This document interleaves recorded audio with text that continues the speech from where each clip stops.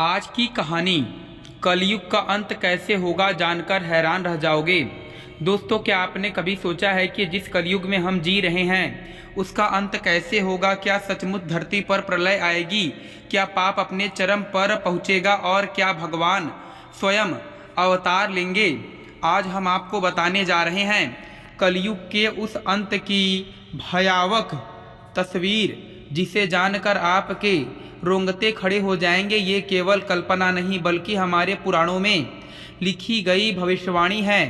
तो दोस्तों, अंत तक इस वीडियो के साथ बने रहिए, क्योंकि जो आप जानते हैं वो आपकी सोच को झकझोर कर रख देगा।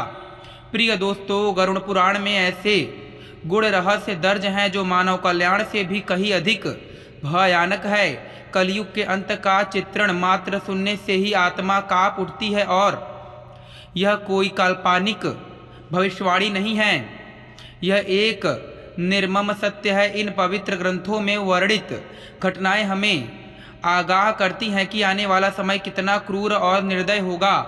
आइए इस रहस्यमय यात्रा पर चलते हैं और जानते हैं उन संकेतों को जो समय की दीवार पर पहले से ही लिखे जा चुके हैं।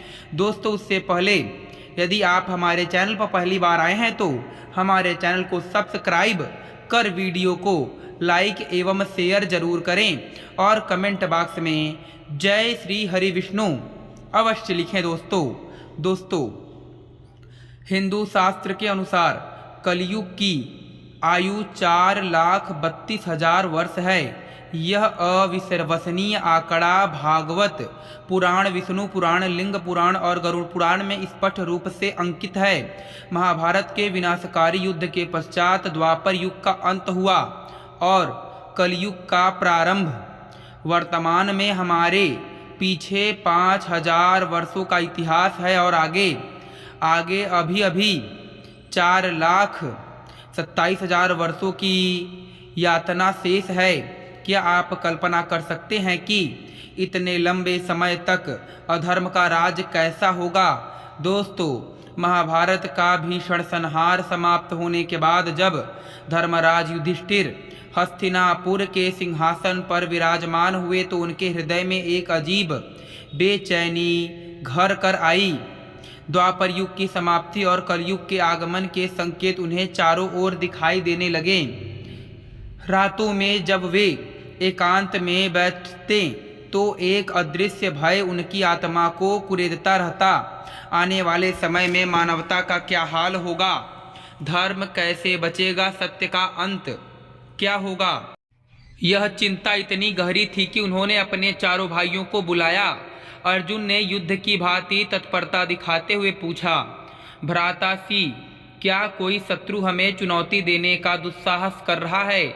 दोस्तों, युधिष्ठिर की आंखों में एक गहरा दर्द था। उन्होंने सीधे से कहा, अर्जुन, यह कोई साधारण शत्रु नहीं, यह तो स्वयं काल का प्रवाह है। कलयुग आ रहा है और मैं डर रहा हूं कि हमारी संतानें किस अंधकार में डूबेंगी। दोस्तों, भीम का हृदय भी भारी हो गया। भैया, आपकी यह चिंता हमारे मन में भी भय का बीज बो रही है। इसलिए युधिष्ठिर ने दृढ़ता से कहा, हमें द्वारकाधीश से मिलना होगा। केवल वही हमारी इस जिज्ञासा को शांत कर सकते हैं। दोस्तों, द्वारका की पवित्र भूमि पर पहुंचकर पांडवों का स्वागत हुआ। भगवान कृष्ण के दिव्य तेज के सामने युधिष्ठिर ने अपना हृदय खोल दिया। हे अंतर्यामी, कलयुग में मानव का स्वभाव कैसा होगा? वे कैसे धर्म करेंगे और मोक्ष का मार्ग क्या होगा? फिर श्री कृष्ण की मुस्कान में एक रहस्यमय गंभीरता थी। धर्मराज, तुम्हारी जिज्ञासा उचित है, किंतु इसका उत्तर शब्दों में नहीं, अनुभव में छुपा है। तुम्हें और तुम्हारे भाइयों को कुछ विशेष दृश्य देखने होंगे। कैसे दृश्य प्रभु? तुम सब अलग अलग दिशाओं में स्थित रहस्यमय वनों में जाओ। वहाँ जो कुछ भी दिखेगा वह कलयुग का प्रतीक होगा। लौटकर अपने अनुभव साझा करना, तब मैं तुम्हें संपूर्ण सत्य में अवगत कराऊंगा। दोस्तों, पांडवों ने रथ छोड़ और पैदल ही रहस्यमय वन की ओर प्रस्थान किया। प्रत्येक वन में एक अलग तरह की मौनता थी। एक अशुभ मौनता। घने कोहरे से भरे वन में युधिष्ठिर के सामने एक अद्भुत दृश्य प्रकट हुआ। एक विशालकाय हाथी जिसकी 2 सूंड थी पूरे वन को तहस नहस कर रहा था। उसकी आंखों में एक अजीब क्रूरता थी। वह अपनी दोनों सूंडों से एक साथ पेड़ों को उखाड़ रहा था, मानो उसकी भूख कभी न मिटने वाली हो। दोस्तों, युधिष्ठिर ने मन में सोचा, यह कैसे विचित्र जीव हैं। इनकी 2 सूंड क्या संकेत दे रही हैं। सुंदर मधुर संगीत से भरे वन में अर्जुन ने एक विशाल पक्षी देखा। उसके पंखों पर स्वर्णिम अक्षरों में वेदों के श्लोक लिखे थे, लेकिन यह दिव्य पक्षी वह मृत पशुओं का मांस नोच नोच कर खा रहा था और खून उसकी चोंच से टपक रहा था। दोस्तों, अर्जुन का हृदय कांप गया। यह कैसा विरोधाभास है। एक ओर वेदों का पवित्र ज्ञान, दूसरी ओर इतनी क्रूरता। दोस्तों, हरी भरी चारागाह में भीम ने देखा कि एक गाय ने अभी अभी बछड़े को जन्म दिया था, लेकिन उसकी मातृत्व की ममता इतनी तीव्र थी कि वह अपने बछड़े को इतनी जोर से चाट रही थी कि बछड़ा लहूलुहान हो गया। प्रेम और हिंसा के बीच की यह तपती रेखा भीम को समझ नहीं आई। यह कैसी ममता है जो अपने ही प्रिय को घायल कर देती है। दोस्तों, एक शांत झील के किनारे सहदेव ने 7 कुएं देखे।